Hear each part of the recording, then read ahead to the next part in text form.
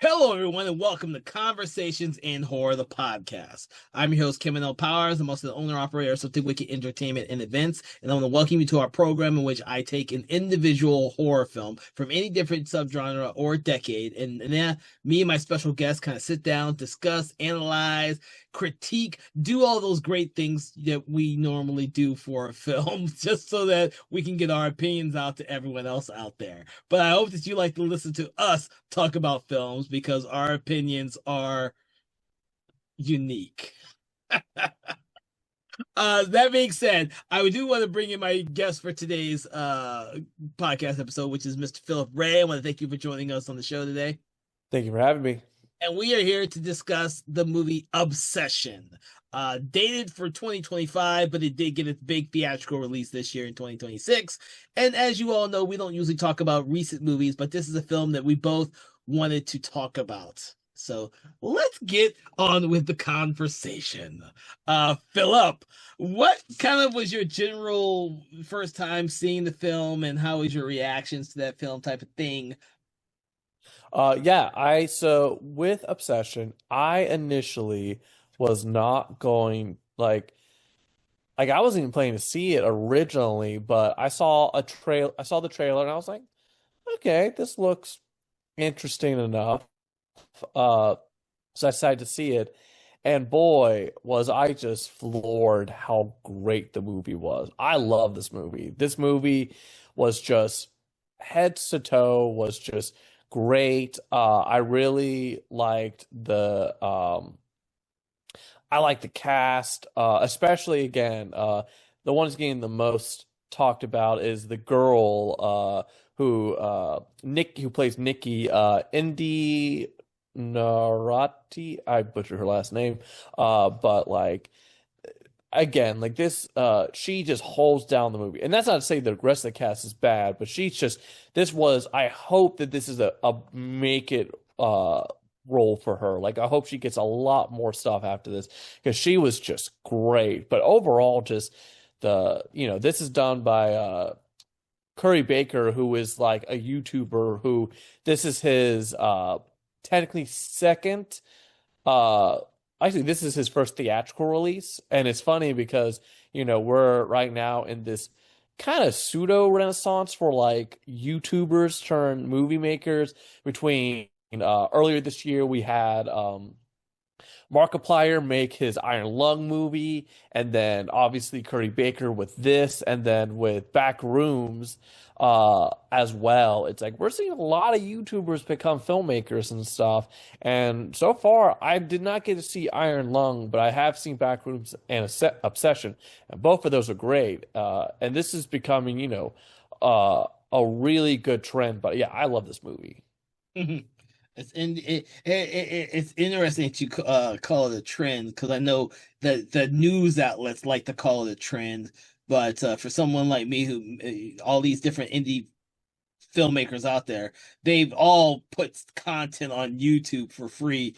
That's like the number one place for them all to get their stuff seen by a huge audience.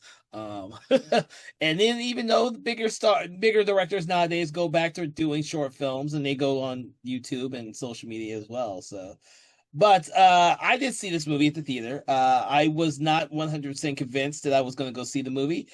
You and several other friends of mine decided that changed my mind, and I actually went to go see it at the theater.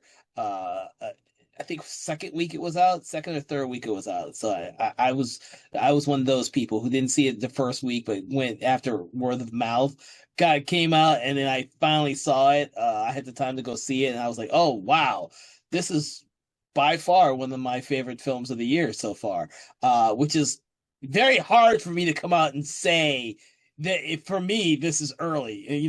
May, June, this is early for me to be Oh saying. no, I'm same here, same here. This is right now, unless something changes, this is definitely making my top five. It might be my favorite horror movie this year. We'll see if anything changes, but like, no, yeah. And it's crazy too, because you talked about seeing the second week. This movie is honestly really inspiring because of how this is one of the few movies I've seen in a long time that in the box office went from like debuting at like two or like three or four or two. I think it was like three or four, and going up in the box office. That never happens. All the time when movies are released, a lot of times we see them go down to progressively as the movie's out. This movie did the opposite. It kept going up. I don't think it ever hit number one, but there was a point, I think it was number two and stuff. Like this movie made a crap ton of money and stayed in the box office for so long because of that. Well, it's still at the box office. You can't say. Well, at the time of this recording, it's still at the box office.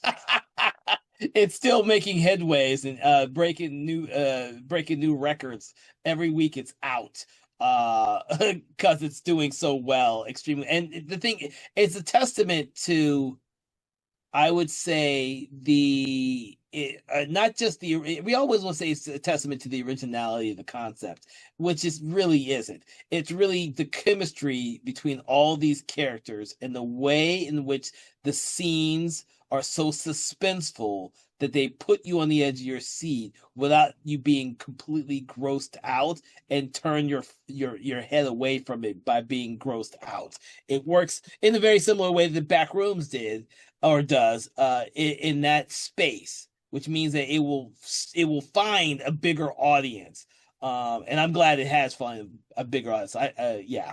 So Yeah, I think what makes this movie work a lot because we've all seen. So for our viewers who have not, our listeners who have not, who may not know what Obsession's about a music store employee who has a crush on this girl, and he discovers this little supernatural toy that he was going to give her called a wish willow. And the idea is that you snap it and you make a wish and it happens. So again, very monkey's paw. And so he wishes that the girl that he likes loved him more than anything else. Which the good thing is it works. The bad thing is it was the monkey's paw thing of it works too well, where she becomes so obsessed with him that she does stuff like watching him sleep, trying to prevent him from leaving her, like taping like the doors and stuff, like. But what I love, so it's not an original concept. We see monkey's paw things. I mean, obviously the cast is one of them, but direction I think also was done well here because a lot of times with this type of stuff, we could have gotten kind of a stereotypical jump scare kind of movie, and this movie doesn't really jump scare you. Like the scene where she's watching him sleep, I was ready for that scene of just her just doing a jump scare, and there's not. That's the whole thing with the movie is there's not really jump scares. It's just lingering uncomfortability. You're waiting for something to happen, like, and nothing happens, but in a good way. You're just like, oh, when is something going to like, when is she going to snap? And she doesn't fully snap, but it's just you're just put in this uncomfortableness the entire time of the movie. I think that's one of the great things about this movie. It's directed so well. hmm no. I will agree. I agree with you there because this is a film with a cast of, in theory, a complete cast of unknowns. Although, the India, how is pronounced her name? It wrongly. Is it Indy Neverett? She Yeah. has been in other stuff, and she'll definitely go far. But I'm hoping that all of them actually go far in this film, not just the Corey Barker, but everyone who's in front of the camera did a fantastic job. Like I said, they have such great chemistry. They actually make you feel like these are real friends who worked at a music store together. And unfortunately for them, they just had a very bad experience happen to all of them, which is just by the time you get to the third act, it's just freaking crazy what ends up happening for an innocent little toy. Yeah. What I like about it too is, with Bear, our main character, Michael Johnston and stuff, originally, like what I like about him and his story is he starts out being, the very stereotypical shy, kind of like very like hard to express his feelings to her and stuff. And but like when he makes the wish and things like progress. I can tell you, like, the opening scene when they're like practicing his confession and stuff with the waitress and stuff, like I was like, that kind of was me, of like not practicing the confession, but like that awkward, like not really good at like expressing his feelings, afraid of getting shot down stuff. Like that was me when I was younger. I completely related to that. But then as the movie progresses and stuff, you get to a point where you're like, you see a little bit that Barrett's not a great person and stuff. Like you see all the stuff that's going on, and you see, and again, I love when you see that obviously things are going, there are things that are not right about this wish and stuff, and things are not right with Nikki and stuff, that like at any point, he ignores a lot of stuff because he doesn't want to be lonely. But then what I appreciate, once you find out the way for him to break the his wish and stuff, I was like, oh, okay. It's like I never, there's easily with this movie, you could feel like, okay, he should see the warning signs. She's acting weird. He needs to break the wish. And it takes him a while to do that, but I understood why, because of the way his character was written and stuff. And then by the time, like, even in my brain when I was watching the movie, I'd be like, okay, this is too weird. You need to break this and stuff. And he actually does go, okay, I need to uh, look into this. And then he finds out the conditions and stuff, and he goes, oh, okay, this is not like, he really is trapped in this, and I appreciated that. Hmm. Bear didn't frustrate me as a character, and he easily could have. Normally, you're right. That type of character could become easily an annoyance, especially if he's the lead character in the story. But I actually liked his performance as a character. I think it, even though I don't think he's a bad character. I think he's a conflicted character, just like every other character in this entire story is. Nikki, as the story progresses, this obsession that Bear has on Nikki, he realizes Nikki had a relationship with their other friend from the store at some point before. It's and of course the other girl, I can't think of her name, actually likes him a little bit. And so having these different dynamics in there makes for interesting conversations when it's either two of them together or all four of them together, because they are like a group of four that, in really weird terms, kind of all sleep together or want to sleep together. It's a very weird dynamic, but it is done in such a genuinely intriguing way that the concept on the surface would seem very bland and very like cringeworthy, but the way it's handled here, it's the nuance that makes it all work. And yeah, and going to that, like you're saying again, the reveal with Ian, Thank you. uh, Bear's character, because at the beginning of the movie, he, is giving a kind of, it's like, again, he's trying to coach him about how to kind of like reveal his feelings. And I remember watching that scene, I was like, this is horrible advice. But then once you find out about Ian's true intentions and stuff with Nikki, you're like, oh, this makes 100%, like, Yeah. this makes sense now. Like, why that scene happened, of like why he was so bad, is because he's purposely sabotaging him. Yep. I was like, that's great, because I was like, man, I kind of have issues with this scene. And then it's like, oh no, this makes perfect sense Yeah. now. Yeah. And I like that. Yeah. I like that type of stuff. I like that as well. And I think that makes this, I think it makes the characters stronger in this film, especially for a film in which, we have almost a cast of complete unknowns, and we're relying on them to sell this whole concept off. Because, it is. It's a funny concept that, when taken too seriously, we have a really tragic fucking movie.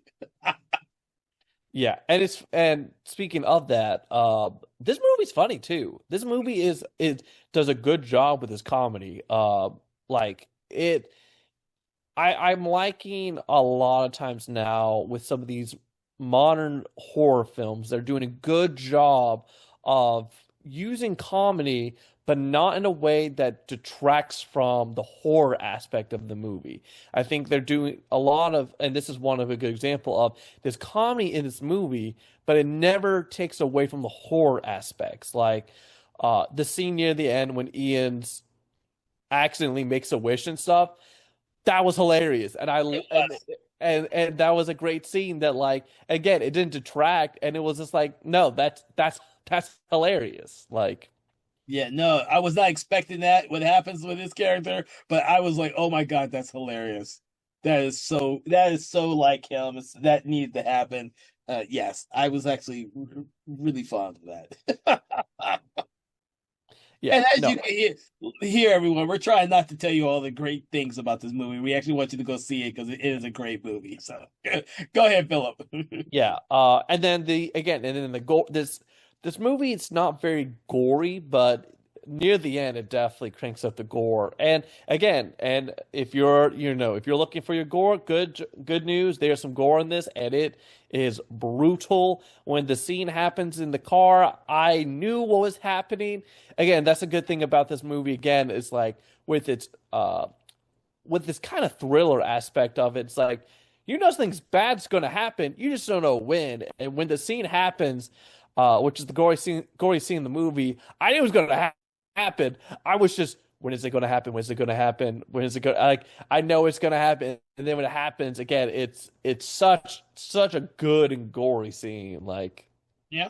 Yeah, I mean it's effective, and because they don't do it a whole lot, when they do it, it really shines, and it really hammers in the whole horror aspect of the film to begin with. I mean, it's a very similar concept to what we were talking earlier about with Back Rooms. There's not a whole bunch of gore in that, but when it happens, it's very well placed, and so it's refreshing that we're not inundated with a bunch of gore everywhere to make it seem as though that's the only way they know how to horrify an audience is by the gore. Um, this one is definitely like a psychological movie, but when we get the gore, we get the gore, and then we are left with our jaws dropping by the end of the movie. Just oh my God. So yeah. yeah. I also another thing too, and this movie was extremely cheap, and apparently one of the things because it was a cheap budget. It was only $750,000 and stuff. Some things they took they kind of skimmed on was like the lighting, and I think it worked so well the way with the lighting with that. You know, there's a scene when like one of the few times when Bear lets Nikki in and she's in complete shadow and it looks slightly demonic and stuff. And you see that throughout the movie of just moments like that where they intentionally obscure Nikki's face in darkness and stuff, which just adds on to the dread of what's going on. You know what's fully going on with her. And even by the end of the movie, you get a good idea about what's going on with her after the wish, but you're not fully uh you don't fully know, and I like that. I like that they again with the lighting and just in general, like them not fully going into okay, here's exactly what's going on, but you get enough context clues to get the idea of what's going on. I love that. Yeah, yeah.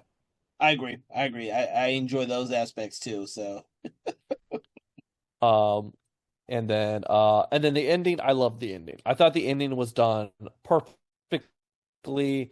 Uh yeah, no notes on that. I'm glad because apparently there was other like there was going to be another they were going to have that scene go on longer than where it ended. I'm like, no, it ended perfectly. I don't need anything else other than that.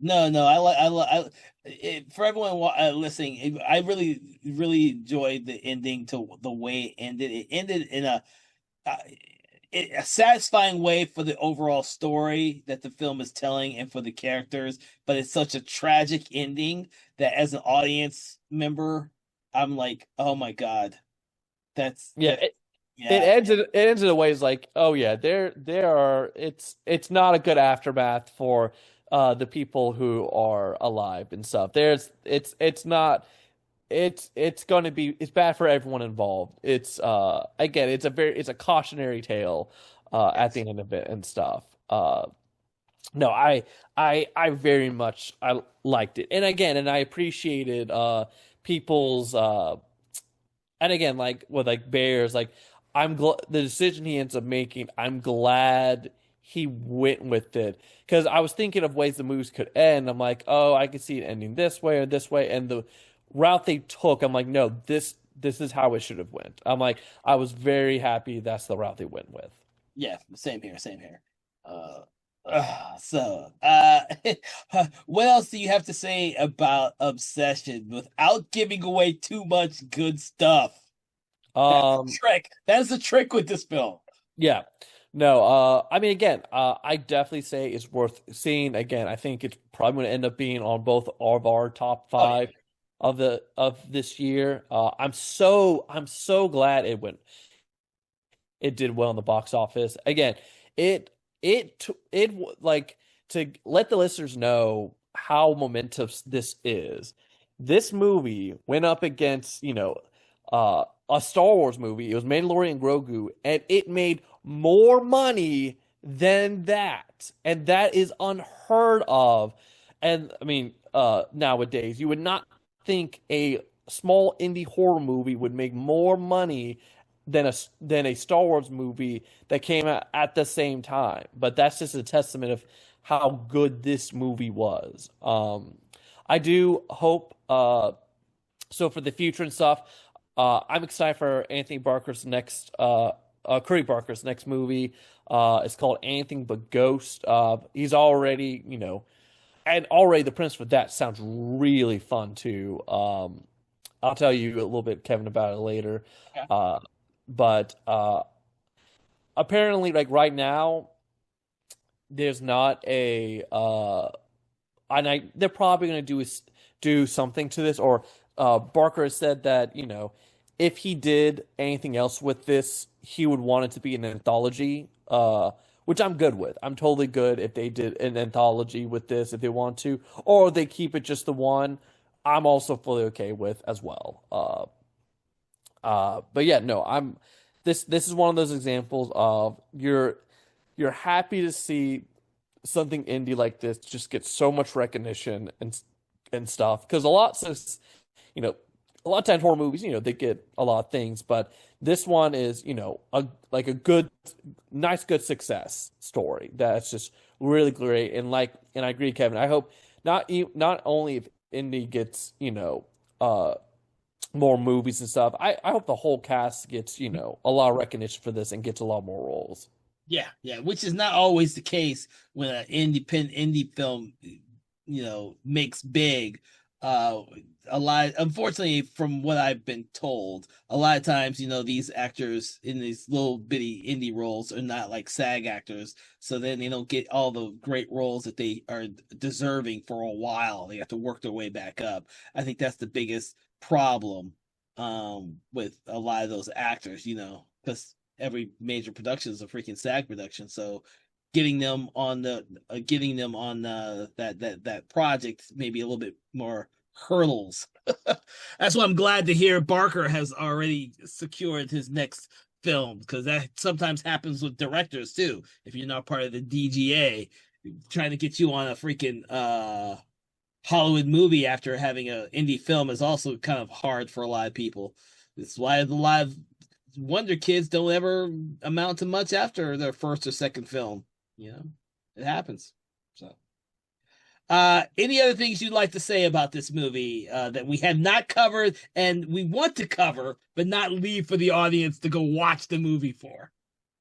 The only thing we didn't talk about a little bit is I like the design for the One Witch Willow. I'm glad that they did something different from a monkey's paw, and I think it's a cool design. I like everything about what they did reveal and stuff, like with the store and some of the other stuff. I like that. And I thought that also helped make the movie feel a little unique and stuff.